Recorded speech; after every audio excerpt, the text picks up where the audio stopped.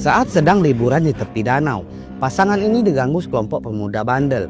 Bukan hanya berbuat kurang sopan, para remaja ini malah memerintahkan anjing mereka untuk mengganggu pasangan ini. Pria yang bernama Steve ini tak peduli, ia hanya menganggap remaja ini hanyalah sekelompok bocil yang tak diajarkan sopan santun oleh orang tuanya. Bukan hanya mengganggu Steve dan pacarnya, remaja ini malah mengganggu seorang bocil lugu yang juga ada di tempat ini. Steve memilih untuk berenang saja, namun saat ia di danau, pacar Steve yang bernama Jenny malah diganggu oleh remaja itu.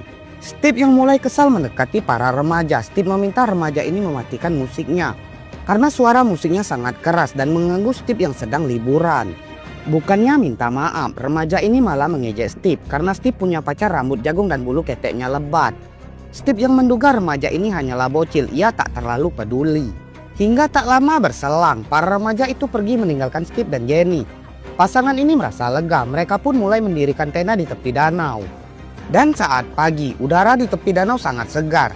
Namun saat hendak sarapan, stok makanan mereka telah busuk dan sudah dihinggapi lalat. Mereka pun memutuskan untuk mencari sarapan di kota, dan saat Steve menyalakan mobil bututnya, ternyata ban mobil Steve telah kempes. Steve menduga para remaja bandel yang telah membuat ban mobilnya pecah. Setelah mengganti ban mobilnya, Steve dan Jenny pergi ke kota untuk mencari sarapan sekaligus makan siang. Dan saat di kota, Steve melihat para remaja yang ia temui di tepi danau kemarin.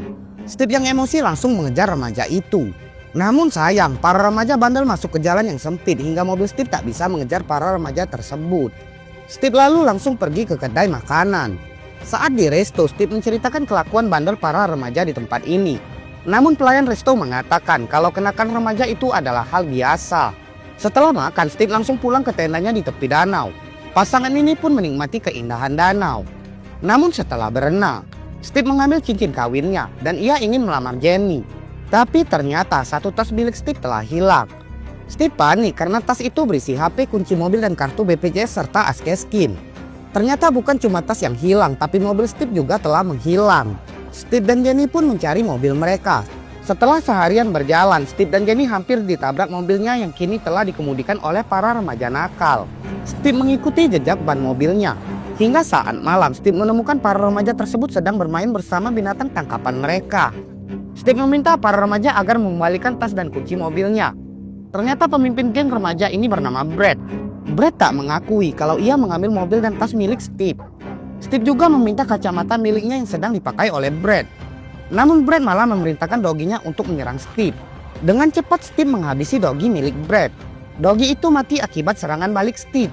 Steve minta maaf pada Brad karena Steve tak sengaja menghabisi dogi